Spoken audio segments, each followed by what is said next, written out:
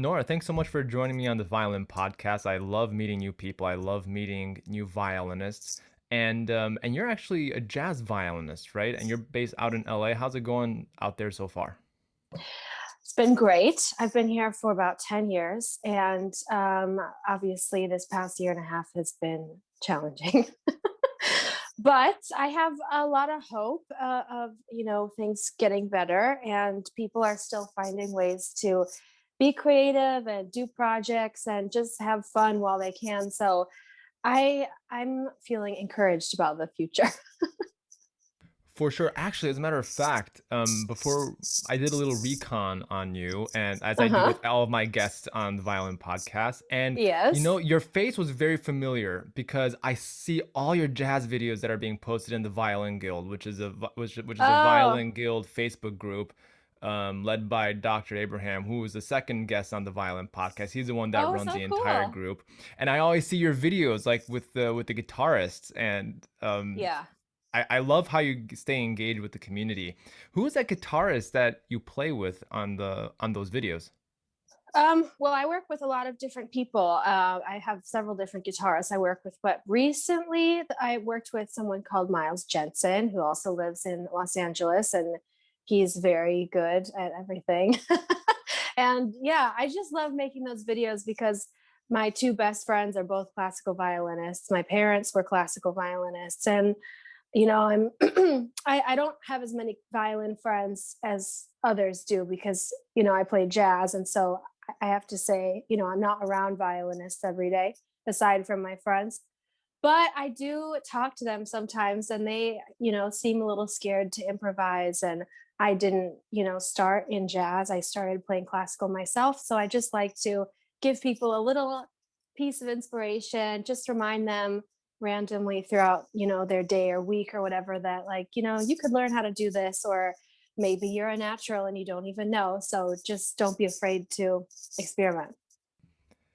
I'm one of those people, Nora, where I can't It's improvise okay. at all. I can't improvise. Like I try it, and there's so many people who do way better than I do. I'll just stick with my Haydn and my Mozart. But Oh, that that's is wonderful. That's wonderful. I can't do that very well, honestly. So I think that is amazing. But even though like Mozart was like a master improviser, right? And Sure. there's and what are some of the things that you think about while you improvise? Because it's a very different approach, it's a very different world Yeah. compared to classical music. So I'm curious to know how you do that. Well, there are a few things that I think are really keys. They're, very important. Everybody understands improvisation in a different way. So that's the first thing. Some people really know what chords they're playing over, and some people have no clue. Some people read music, some people don't. So everybody is totally different. But some things that I think are common between, among all improvisers, no matter what genre of music it is I think first, you have to know the melody of the song and then be aware of the melody during your solo, because the melody is basically like a little friend that's guiding you along through the form, what we call the form, which is, when the rhythm section or the band is playing the chords of the song and then it's your turn to do something with it. That's your solo. That's your time to improvise. The melody is like your friend guiding you through that.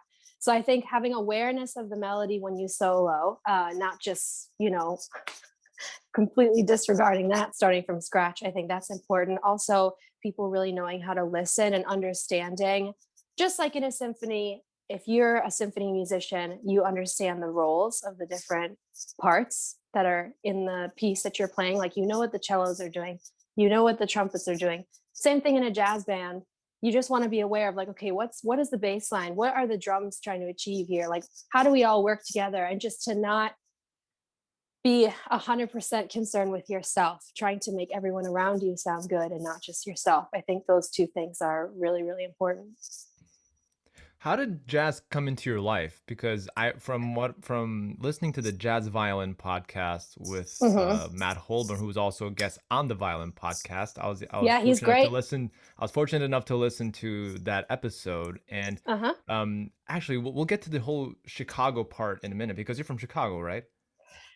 I'm from Madison, which is near Chicago. Yeah. Madison, so you're north of Yeah. Chicago. Okay. Yeah. Yeah. But yeah, we'll get to the whole Midwest talk because I'm also from the Sure. Midwest. But Oh, cool. Yeah, how did jazz come into your life, and how, because from what I remember listening on that episode, you're a Suzuki student, right? You were a That's right. Suzuki student. So how did you transition from Suzuki into jazz? Yeah, well, okay, look, there's like several parts of this story. It didn't like happen all at once, but I would say the first part of it was my parents played violin in the Madison Symphony. So I grew up, around music. So that was like part one is like you have to be around music. And my parents listen and other people around me, they have very eclectic tastes in music. I didn't really know much about jazz, but I grew up hearing, Ella Fitzgerald on my grandmother's radio and things like that. And then I got into Celtic music, Irish fiddling, things like that. And I realized I sort of had a natural ability to sort of play around with melodies. And I got in trouble a lot in school, in violin school, because I would, play jokes and like see if I could play the whole melody with one finger and things like that. I got in trouble for things like that. So it was clear to me that I had a sort of a natural curiosity and, just changing things a little bit around and making them my own. And then when I was 15, I went to a boarding school called Idlewild Arts Academy, which is in California. And I was there, and I met some young people who were in my age, and they said they were studying jazz at this school, and I was going to study violin or maybe dance. I hadn't quite figured out exactly what I was going to do with my life yet, because I had sort of some different passions. And I met these people who were in the jazz program, and I thought that sounds so cool. So I met with the head of that program, who's a guy called Marshall Hawkins, who ended up being sort of a father figure to me. And he played bass with Miles Davis and Donny Hathaway and all sorts of amazing people. And he was sort of a Yoda like figure to all of us. And he really took me under his wing. And then also, I would say that the final sort of push towards this journey was hearing the Stephane Grappelli recording called Improvisations. And within about 15 seconds of that, I just felt like my life had a purpose, I guess you could say. So it was all that stuff put together. I feel the same way every time I listen to Stephane Grappelli. Just like all of a sudden, like all the Yeah, stress in the world, all like sure. the unsure things that are happening, that are happening in our world. When I listen to Stephane Grappelli's sound, it's like, oh, I can relax now. I can like sit in the back of my chair when I Yeah. listen to his tunes. Do you feel that way also? Yeah, definitely. I mean, he was one of my first inspirations. I think he's the greatest jazz violinist of all time. I got to work with several of the guitarists and bass players that he worked with that are still around. So I got to sort of learn about him by playing with the people that he played with, and in Europe and UK and other places, and just getting to hear these funny stories about how just effervescent and funny he was, and how much he loved wine and cheese, and how much he loved flirting and wearing these beautiful satin shirts. And he was just such an sort of effervescent person. But also, I learned a lot about just making decisions about your own sound through him, because he had a very interesting way of playing. He almost always played with a small mute, which is how he got that like really sweet tone. And he also played with a bow hair that was pretty loose, looser than probably most classical players would use. So kind of just understanding his style and a lot of other people's styles, other pianists, singers, just different people.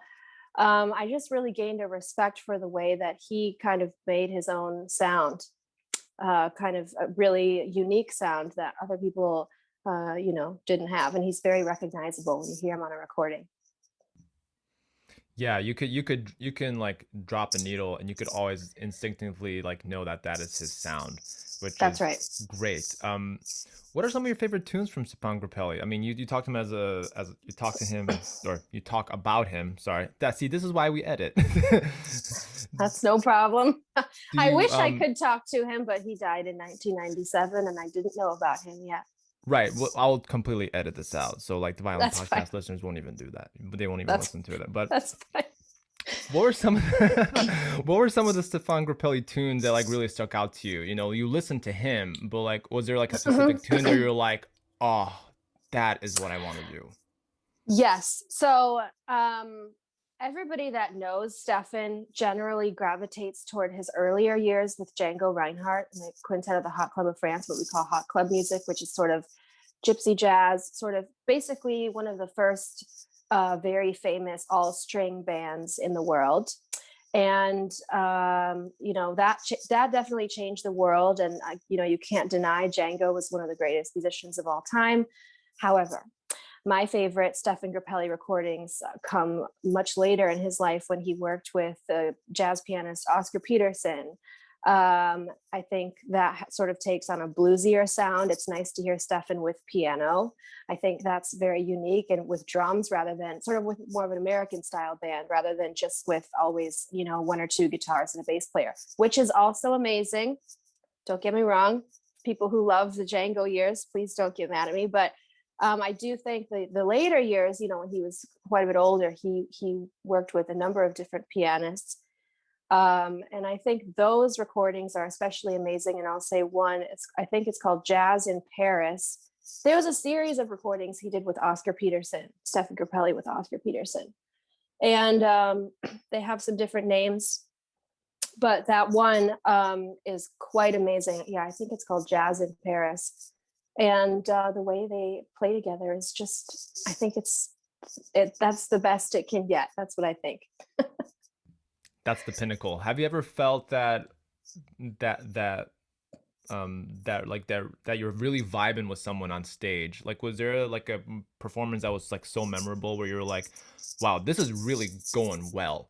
And you're like, you're playing, as like, Sure. very, very few times do musicians be like, oh my gosh, like this is actually going well. A lot of us are like, I don't know. For me, sometimes there's always something to improve on. But then there's like that one moment, like once every decade, I'd say, we're like, okay, you know what, this actually is working. This works well. The sound is going well. Has there ever been like a performance in recent memory or in your entire life where you felt like this is really going well, like the musicians around me are vibing? Absolutely. I would say I probably feel that maybe once during most of the shows I do. I don't feel it the whole time, of course. Yeah, it's like a split of a second kind of thing. But yeah, I try to get there in every performance if I can. And sometimes I can't. But I would say most of the time, I can have a moment where I really feel like I'm experiencing something, greater than, just it's great. But I think also that I don't want to say it's easier, because I've never played classical music really professionally, not really. When I was a kid, we did a lot of that, but it wasn't really professional. So I can't say I can really compare, but there's something about playing with jazz musicians, especially really good ones, people who you love to be around, and you don't have to talk, you don't have to count anything off. You just go, and it's like everybody in the audience is crying, and you're like, okay, good, we got somewhere. I think it may be a little easier for a jazz musician to sort of click in that way, because we can do whatever we want. We can change, we can do whatever we want.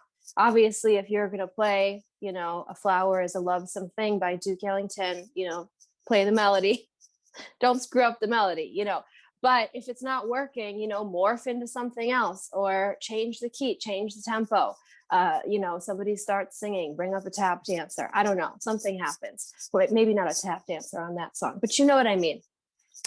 Because we can basically, within reason, within artistic reason, we can do whatever we want. I feel that a lot of times when things are not working, like, for example, I'll just give you an example.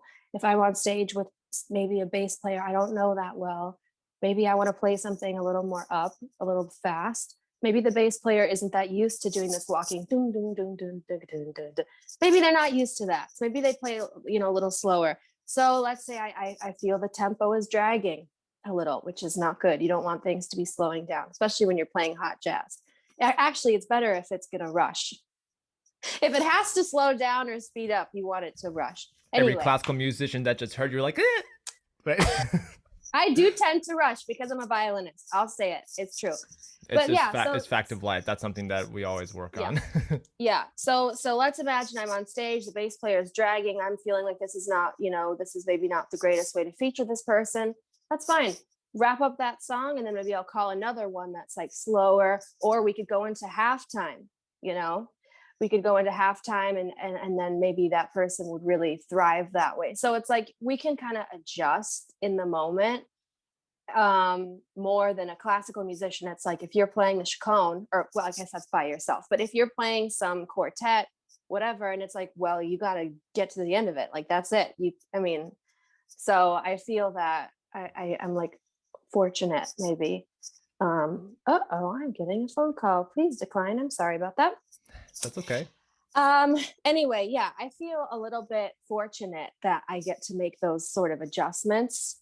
But anyway, to your original question though, I was performing with a friend of mine, Casey Abrams, who's a wonderful bass player and singer. Some people might know him from American Idol, or Postmodern Jukebox or some other things. And I've known him since high school.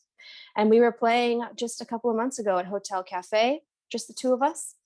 And it's fun to do violin and bass together. People don't see it that often. And we were playing a song called Round Midnight, which is a wonderful jazz ballad by Thelonious Monk. And yeah, I felt like I was, floating. I don't even almost remember doing it. And I feel grateful to have those moments. For me, those are also moments where if you forget your performance, it went well. It's just one of those things where or it was so bad that I'm just kidding.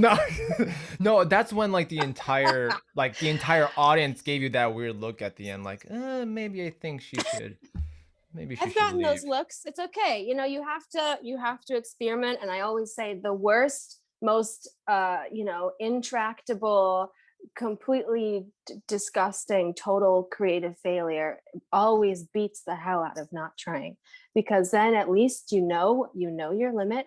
You had the guts to do it. You probably learned a lot along the way. You humiliated yourself. That makes you a better performer. The more you can humiliate yourself, the more that you just, even in public, not saying that you should run around and humiliate yourself all day, but I do try to do things in my daily life that are uncomfortable for me, just because I'm trying to feel comfortable, maybe just be more comfortable with unknown scenarios and with like the judgment of other people, and just to get outside of that and just say whatever, I really could care less. I highly recommend that for performers. It's like getting comfortable with getting really uncomfortable. Yeah. Oh yeah. Just getting into situations where people laugh at you, or where they don't know what you're doing, or they're talking about you and you can hear them whispering, like maybe you wear something strange and a strange outfit in public, or, public performances, like, you just walk into a restaurant, start playing your violin, like just see what happens. Screw it. Who cares really? That will really free you up very quickly. You're talking about how you're collaborating with like a bassist, and it may work out, it may not work out, right? You're trying to vibe with Sure. each other if you're meeting for the first time. Sure. And like, I can speak for myself, in quartet playing, there's a clear beginning and there's a clear end, right? You have a certain amount of measures that the composer composed. You are determined to play them to the best of your ability. But in jazz, if you're vibing, you keep going and going and going until the sentence stops, right? You sometimes it could be an entire paragraph, where sure. Yeah, and I would love for you to speak a bit more about that when you're in your creative routine, right? Do you compose music at all, or do you arrange music? Yeah. So can you talk to us about the creative process of jazz and how you go from point A to point B when you're writing stuff for recordings and albums? Sure. Yeah. Like most of the stuff that I've written for myself is, jazz type stuff. Like, I think if you heard some of my music mixed in with some other things that I didn't write, you might not necessarily know. But yeah, I've arranged music for, a number of my records, and I've helped arrange music for other people, but I'm saying arrange not in a sort of film scoring, pass out everyone a not chart a filming cinematic score. Yeah. Yeah. It's more like you kind of talk about it briefly. You sort of agree. Well, God, there's so many different ways to do it. This is the thing about jazz, is like one way does not always work for everyone. In general, I would say for most situations, the leader, who's usually me, but could be somebody else, it's fine, whoever band it is, or whoever the MD, which is the musical director, who's in charge of making the musical decisions. Maybe it's like not the singer wants to focus on singing, so you have somebody in the back line rhythm section.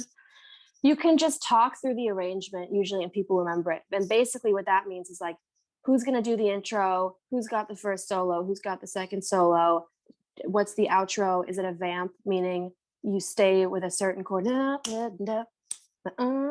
you stay there for a while, and you're like in that, you know what I mean? See, just you by singing, I could never do that. Like that was so much groove. Like that's like the most groove I could. I can't Thank you. outgroove that. That's okay. That's so nice of you, but you could do it. But anyway, so usually you talk down a chart, but actually I don't like to do that, especially with people that I know well, because we can just work it out, and a lot of magic can happen when you don't talk it through. That people just feel it out with each other, and you can do things, you can trade in your solo. So basically there's a solo section happening, and maybe I'm splitting it with a clarinet player, and we go back and forth, and it wasn't planned, but it's like so much fun.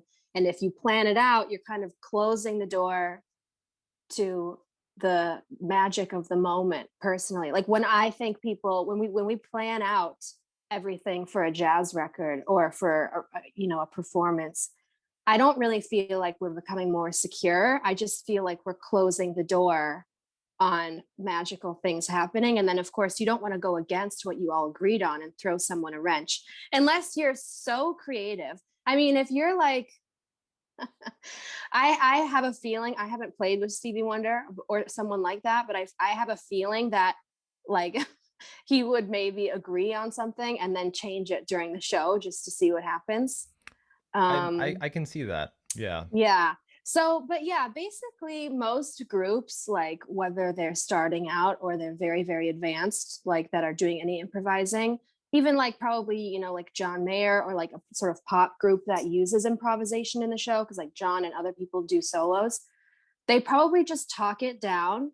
And then I would say probably every once in a while, certain people have an impulse, like a creative impulse, and then that gets thrown in. And then if you're playing with good people that know how to listen and they aren't reading a chart, so they're completely unaware of what's going on around them, they're watching, then something really interesting can happen. It's usually not planned. Yeah, I like how you say spare the moment. Like it could be like this one glimpse of a moment where you're like, okay, let's just do it. And one of those moments when I was at a jazz club in Smalls in New York, Oh yeah, and great place. Yeah. yeah, it's a great place. Yeah, and we were attending this jazz club, and there was, I forget the tune that they were playing, but they were doing free jazz. It was saxophone, bass, guitar, and drums, I believe, Yeah. and then upright bass. And there was a Mhm. moment where the saxophone's like, okay, let's just do free jazz, and then all of a sudden they're just like doing their own thing, which was crazy. And then all of a sudden, like there's this cloud of sound, and then they went back into the groove of the tune. And I find that to be really special, because everybody's kind of like reading the room, like what's gonna happen, what are we doing? But this is kind of Yeah. cool because we're all on edge. And then all of a sudden everybody gets a good look, and then they start Yeah. transitioning back, which I think is really cool about jazz. um Yeah, I wonder if they were keeping the form during that cloud of sound, which I love that description. I wonder if they were keeping the form alive during that, or if they actually departed from the form completely and basically said, time out, we're going over here, and then we're going to go back to the form. The form meaning, if it's like a jazz standard, that's usually AABA, like sure. a 32 bar song, or if it's a blues, it's going to be usually 12 bars. So basically, there's a way to, I don't do a lot of free jazz. I'll just say that. I love swing too much, but I have done some sort of free stuff, but it's not really my forte. But it's interesting because sometimes people can keep the form and they go so far away from it that you almost forget the song was even happening. And then sometimes the form just totally goes away, and then you go into a totally different space. And that also takes a different type of awareness, right? Because now you're creating something that's basically formless, right? There is no melody to go off of, right? You are the the music. That's it. It seemed So to me that's unique. that it was like what you said, like they had a form and then they took a detour and then they did their own thing and then they went back into Cool. the thing. That was my impression of it. Although maybe there could have been a form that they all secretly had that I was completely unaware of, but as like a Yeah. new listener. But it could have been both. I don't know. With things like that, like you can usually hear or see that there's either like a visual cue, someone will look at someone, sometimes it's the drummer, just depends on who it is, and then also there can be musical cues.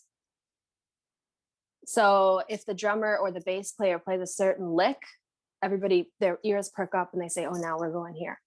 So usually there is some kind of a signpost for that, but I think it really depends on the group. And yeah, your question about endings before, like it is funny sometimes, like if you're playing with people that you don't necessarily know very well, which happens all the time, um, you can tag an ending. And basically when you tag it, it basically means that you're kind of circling around this like 1 6 2 5 3 6 2 5 thing. I can play it for you if you want. I have my violin here, but basically that can become a never-ending vortex. And you know, people need to take charge. So like when you play jazz, I think a lot of classical people just think like no one's in charge and you just say a prayer, but like no, someone is in charge. Very most of the time someone is in charge, and that's how you prevent yourself from, you know, getting into these weird situations where the music just doesn't have any more direction, you know, because jazz needs to have a direction. It also has a beginning, middle, and an end, we hope, you Right. know. Yeah. It may not be as clear, but I like how you said that Oops. there's a clear leader that will Yeah. help guide the entire group. Yeah. When you're playing with other musicians, what do you play with, like four people, five people? What's like the minimum amount? I mean, obviously a duo is the minimum, but like what was the most amount of people that you've played on stage with that you try to communicate with that? Well, I mean, I've played by myself a lot. I mean, obviously, it's not really jazz when you're playing by yourself, but I used to play at Children's Hospital here in LA, you know, just for patients there. And that was totally by myself. So, but that wasn't as much jazz. But I do play by myself. I would say for sure duo. I mean, duets with piano, duets with guitar, duets with bass. Those are all great. If it's going to be more of like a hot club thing, obviously you want at least one guitar and probably bass player, and then maybe a special guest. Like it's great to have clarinet in that situation or trumpet. And then my favorite sort of configuration is piano, bass, drums, guitar, and myself, because I feel that you can do a lot of different combinations of things. People don't usually hear violin with like piano and drums as much. They usually hear violin in jazz, I mean, with guitar and bass. But then you also have that because you have piano, bass, guitar, drums, and me. And then also it's nice because I sometimes like to sing, you know, I'll sing a song sometimes, or, you know, again, I love to have special guests just to lighten it up and just keep it interesting. Um, but yeah, the most people I've ever worked with on stage, that's interesting. Um, Because my guess is it's not like big band, right? And it can't be like that many I people. I have been mean, on stage with big bands, and I've been on stage with like, you know, like a jazz orchestra where it's like the orchestra has parts and they're playing like string parts, and then the sure. soloists up front are soloing, but you're not really communicating with them. That's really the job of the conductor. Um, I would say in a jazz context, probably like 8 or 9 people, maybe. Like in a jazz Um, club, 8 or 9. yeah, something like that. That would probably be the most that I've had to like, where there's not a prescribed thing going on, and it's like, you know, we're not just all, you know, off on our own ideas. Like we have to be cohesive and we have to swing, and people paid money to see what we were going to do, so it's like, okay, don't screw up the music. Don't mess it up. It's like Yeah. they're expecting Stephane Grappelli tunes. We cannot give them something else. But Yeah, just, you know, people just want to feel something, just like in all music. Like, I mean, music is so universal. Like I think I would really have a hard time if I had to play, you know, Bach alone at the Hollywood Bowl or something. I would probably really fail at that. But I do think that all music has this thing in common where it's like the audience just wants to be uplifted, or they want to have some kind of an emotional, catharsis happen, whether it's, heavy metal, or it's country music, or it's an opera, like whatever. Like, the audience needs you. That's why they're there. They need you. And they need you to please find a way to transcend your problems in your life, in your little piddly life, so that you can give them something that is, that is unique and that is special, something that hopefully they'll remember for a long time. So I think that's something that's universal. It's like people just coming together and saying, okay, I'm a human being. My life is not perfect, but in this one moment, I'm going to try to give somebody something really special. I've always struggled with musicians saying that music is a universal language, but I do agree with you that the feeling of an audience needing the musicians on stage is universal.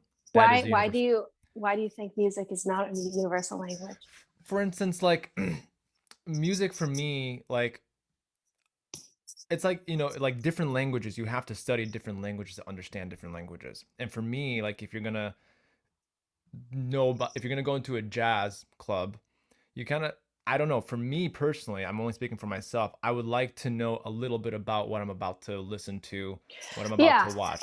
I see what you're saying. I don't think that quote is about, I don't think it, yeah, I see what you're saying. When you compare it to actual speaking, it doesn't really work. I think what it means to me is that no matter what background you have, language, age you are, all different kinds of music has the potential to touch that person in a deep and profound way. Like, you could bring somebody from South America who is used to hearing bossa novas and whatever, and I bet you could bring them to an opera, maybe they'd never seen an opera, and they would be touched even if they couldn't understand a word. You know what I'm saying? Sure, then maybe this podcast will determine, maybe we should just coin the quote, music is a universal feeling, not a language, because language would Yeah, imply something different.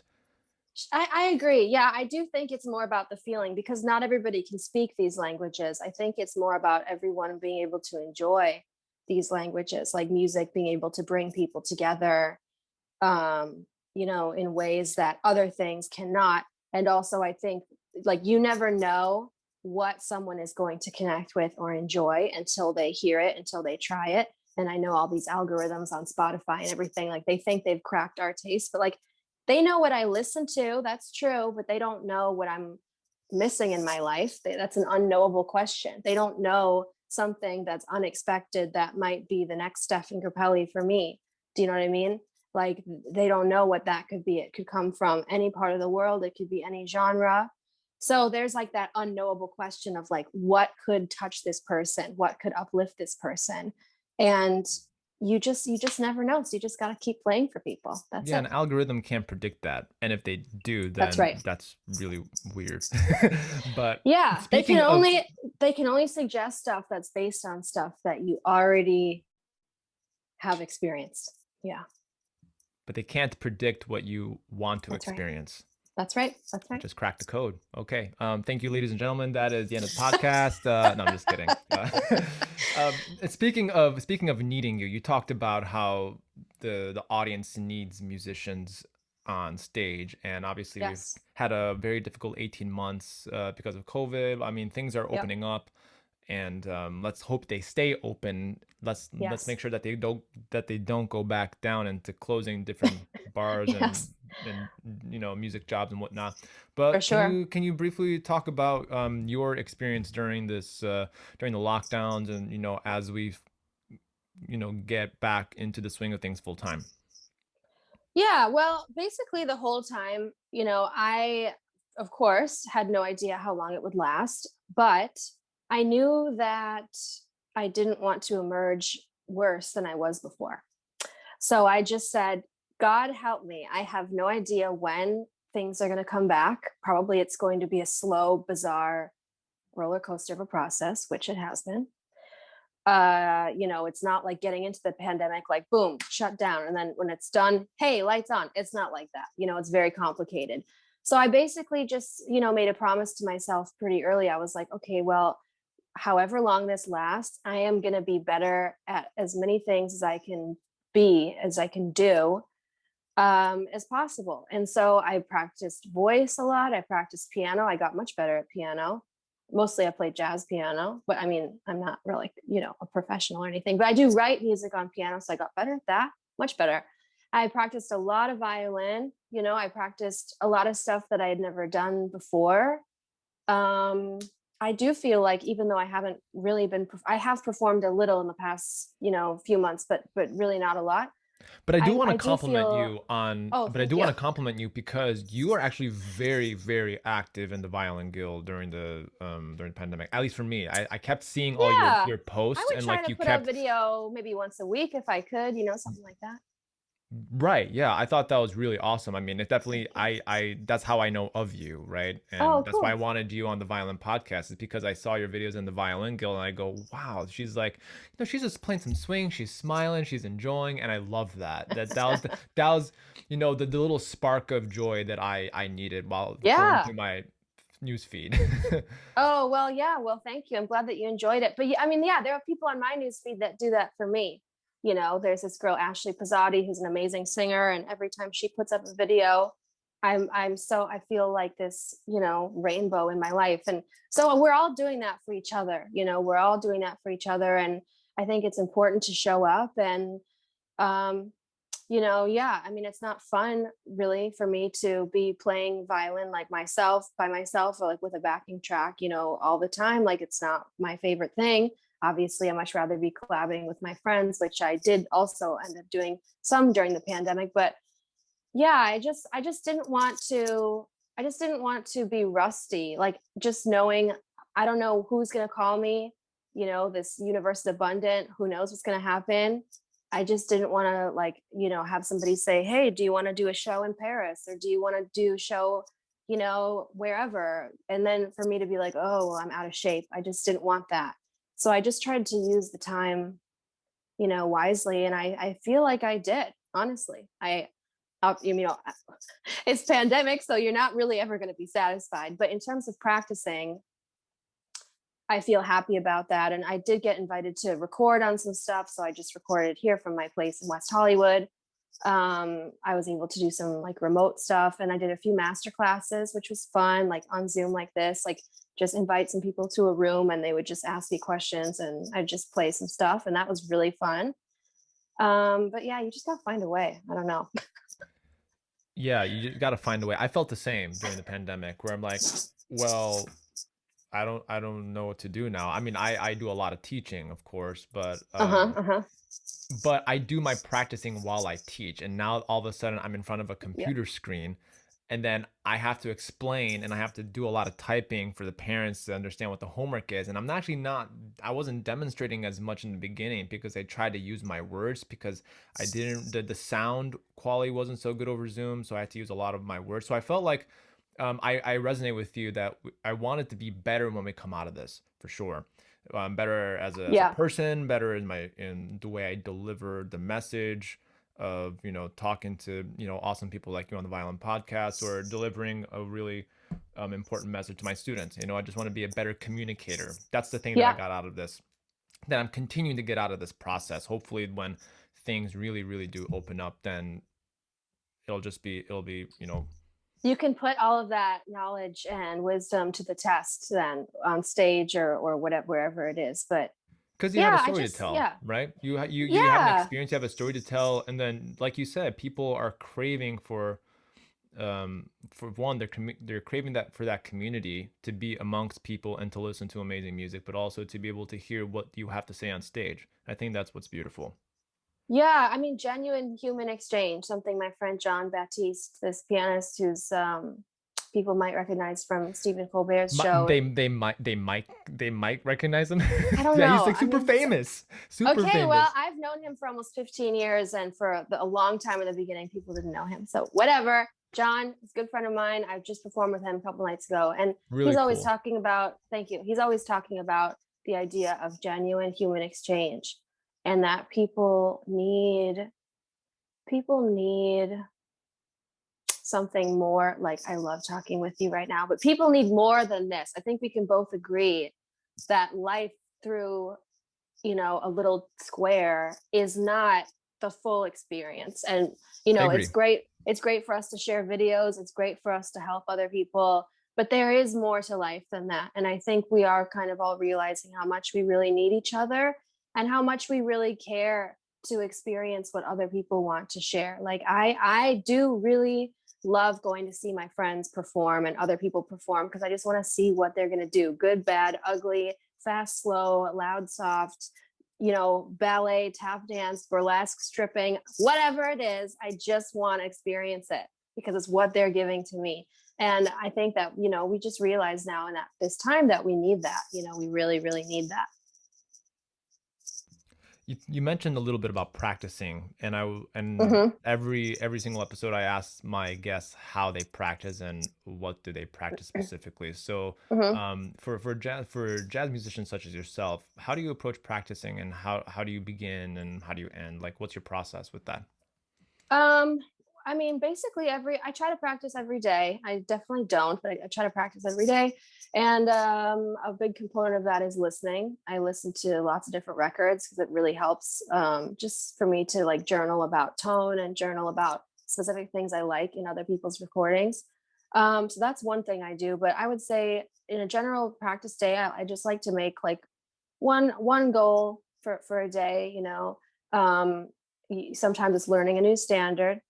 Sometimes it's just I practice my scales every time I practice, for sure, like slow scales. I would say probably like most of my practicing sounds a lot like a classical musician's, because I really care a lot about my tone and my technique. And people think that playing jazz is, like a joke, but and a lot of violinists have, to be honest, made some pretty interesting remarks to me about that. But actually, though, like some of these melodies they're very difficult to play. You have to be ready to change key at any time.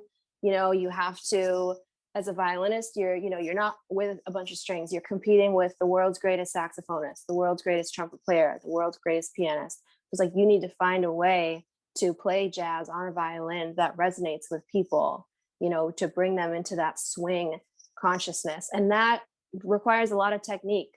So the scales really help me. I love practicing classical music just for my technique, even though I'll probably never perform it. I practice, those Bach partitas and things like that. And other exercises, like a lot of jazz type exercises, which is like seventh chords, arpeggios, things like that, just to keep my left hand like, in shape. And then I would say the other thing I practice that I do pretty often is I'll just record myself playing one of the songs that I'm going to record or perform sometime soon, or just something new I've learned.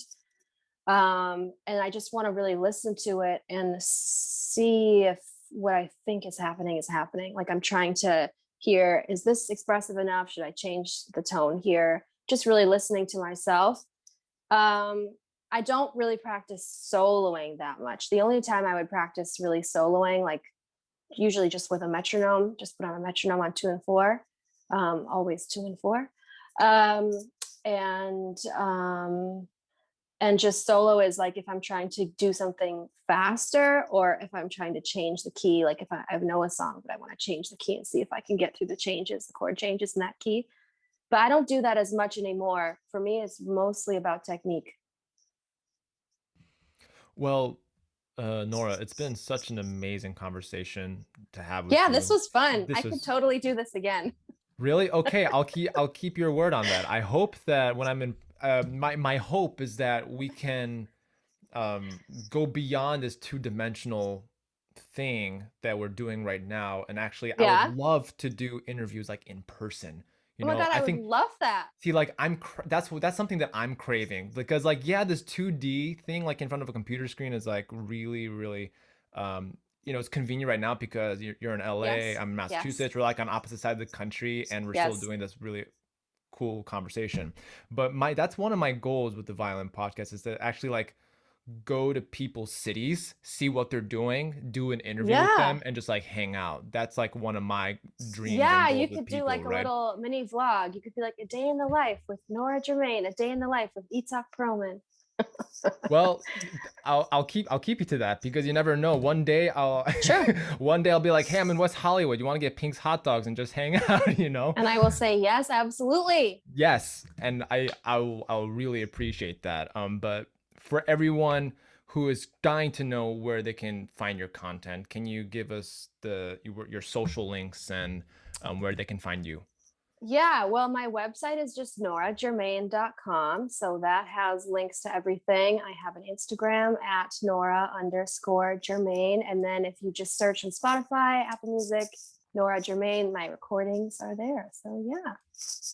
Thanks so much, Nora. And for Thank those of you who you. really enjoyed this conversation, please like and subscribe to the Violin Podcast. It really helps us. It helps us a lot to provide more content for you.